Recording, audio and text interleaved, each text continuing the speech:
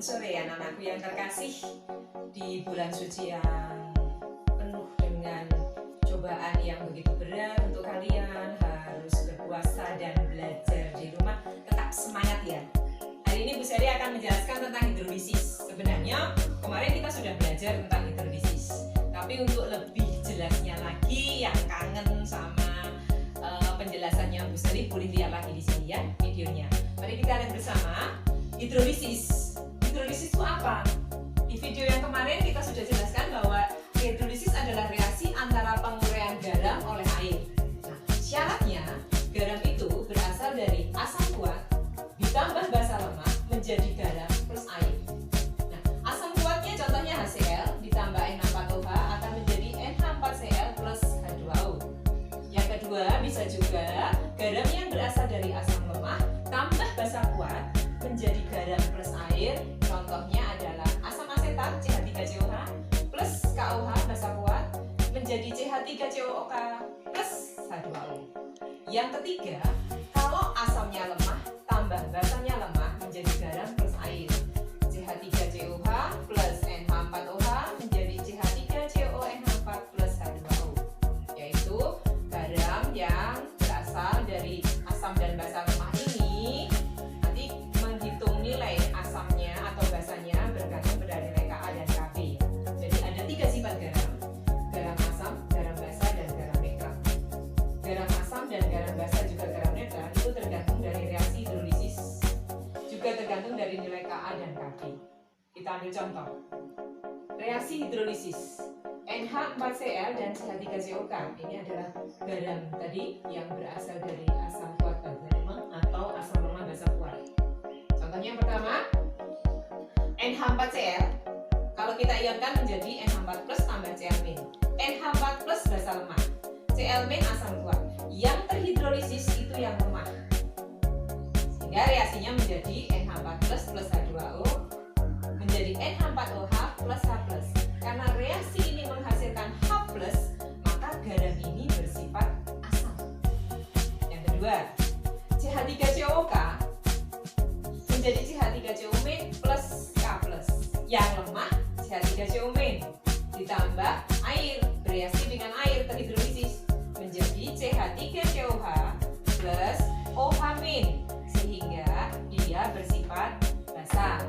Nah, sekarang mari kita coba latihan untuk menentukan apakah garam itu bersifat asam atau basa. Mas, silakan buka diktat kimia materi tentang hidrolisis, kemudian buka di halaman keterampilan kompetensi siswa.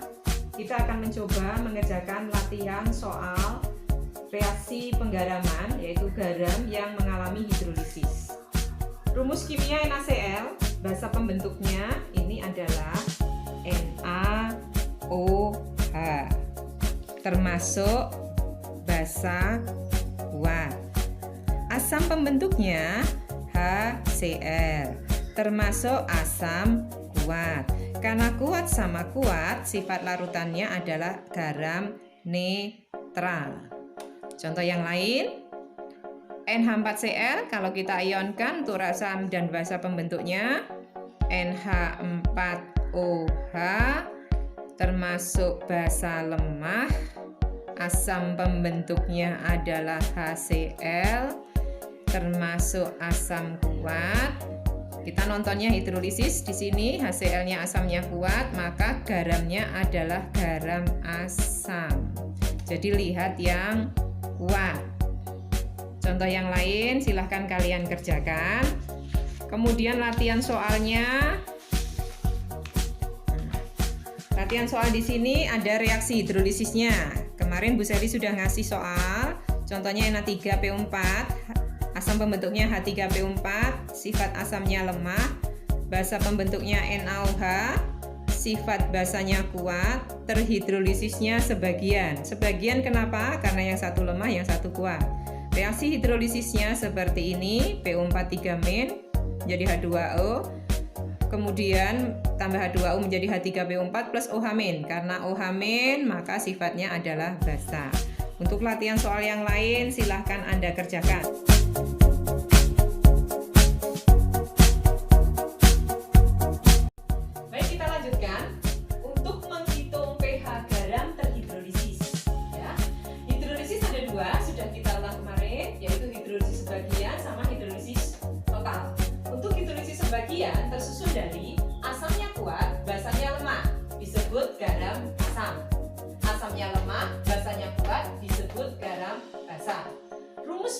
pH garam asam adalah H plus sama dengan akar KH kali konsentrasi garam dikali N.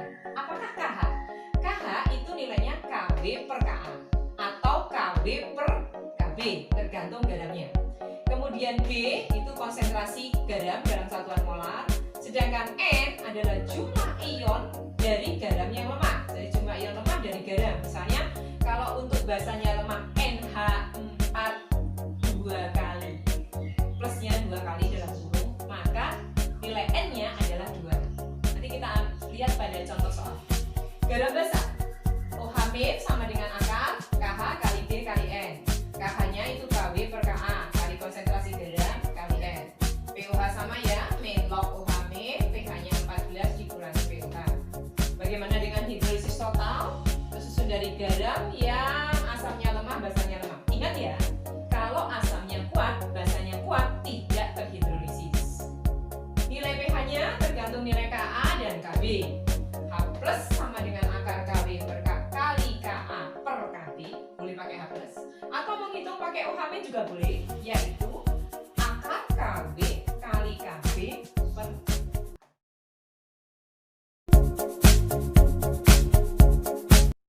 Mbak, Mas, sekarang kita latihan soal menghitung pH. Lihat soal IC yang ada di diktat. Soal yang pertama, buatlah reaksi hidrolisis lautan garam berikut, hitunglah pH-nya jika diketahui Ka dan seterusnya. Kita akan mulai yang pertama yang A, NH42 CO3 0,1 M. Ya, kita tulis dulu reaksi hidrolisisnya, NH42 kali CO3 0,1 M. Kita perhatikan di sini, kalau kita ionkan NH4 2CO3 menjadi NH4 plus, jumlahnya ada 2, tambah CO3 2-. Ini basanya lemah, ini asamnya lemah, sehingga ini adalah hidrolisis total. Bagaimana cara menuliskan reaksi ionisasinya? NH4 plus ditambah OH- H2O, reaksi hidrolisisnya menjadi NH4OH ditambah H plus. Yang kedua, CO3 2-, karena ini total jadi reaksinya harus 2 kali. Dua-duanya direaksikan dengan air. H2CO3 ditambah OH-. Nah, di sini ada H plus, ada OH-. Maka untuk menentukan pH-nya kita bisa menggunakan rumus hidrolisis total. H plus sama dengan KW Ka per Kb, atau pakai KW Kb per Ka. Ya kan, nggih? Selanjutnya, setelah kita menggunakan rumus H plus sama dengan KW kali Ka per Kb atau KW kali Kb per Ka, maka kita masukkan angkanya menjadi KW, jangan lupa ya, 10 pangkat min 14 dikali Ka-nya 10 pangkat min 5 dibagi 10 pangkat min 6. Demikian juga untuk OH-nya, memasukkannya sama. Ternyata setelah kita hitung, hasil akhirnya untuk menggunakan rumus H plus, nilai pH itu adalah, ini H plusnya 10 pangkat min 6,5. Sedangkan kalau kita menggunakan OH min, nilainya adalah 10 pangkat min 7,5. Dan ternyata pH-nya 6,5, pOH-nya 7,5, tapi hasil akhir pH-nya tetap sama, yaitu 6,5. Jadi menggunakan rumus H plus maupun menggunakan rumus OH min, pH-nya sama 6,5. Selanjutnya, kita lihat soal yang terakhir, IC yang nomor 5, yaitu jika diketahui ada campuran dari NH4OH basa lemah sama H2SO4 asam kuat ditambah basa lemah. Bagaimana cara menghitung pH-nya? Nah, kita mulai yang pertama adalah kita buat reaksinya dulu. NH4OH plus H2SO4 menjadi NH42SO4 plus 2H2O. Ini kita setarakan. Kemudian seperti kita hitung yang awal-awal kemarin, yaitu menggunakan rumus MRS. Mula-mula reaksi sisa. NH4OH-nya 100 mili kali 0,2, ketemunya 20 milimol. H2SO4-nya 100 dikali 0,1, ketemunya 10. Sedangkan NH42SO4 garam dan airnya nggak punya mula-mula ya. Reaksinya, kalau di sini koefisiennya 2 yang bereaksi 20, maka kalau koefisiennya 1 bereaksi 10. Ternyata kalau kita kurangi basa lemah maupun asam kuatnya tidak ada yang bersisa. Kalau tidak ada yang bersisa, maka reaksi asam tambah basa ini mengalami yang namanya hidrolisis, molnya habis. Sedangkan yang terbentuk di sini adalah garam. Fokus kita ke garam ini. Garam yang terbentuk adalah 10 milimol. Sehingga kalau kita masukkan ke rumus, karena di sini basanya lemah, asamnya kuat, hidrolisisnya adalah hidrolisis garam yang bersifat asam, maka H+ adalah KW per KB kali konsentrasi garam dikali N. Nah, bagaimana menghitungnya? KB-nya 10 pangkat min 14, KB-nya 10 pangkat min 5, kemudian konsentrasinya nih, garamnya 10. Volume campurannya adalah 100 ditambah 100. Pakainya volume campuran, karena ini garamnya kan campuran dari asam tambah basa. Terus dikali valensi. Nah, valensinya di sini, kalau NH42SO4, kalau kita ionkan, yang lemah ini jumlah N-nya ada 2. NH4-nya ada 2, maka kita masukkan di sini N-nya 2. Sehingga kalau kita hitung, masukkan ke rumus, hasil akhirnya H+-nya adalah 10 pangkat min 10 di akar. Akar dari 10 pangkat min 10 adalah 10 pangkat min 5, sehingga pH-nya adalah 5. Demikian cara menghitung pH hidrolisis.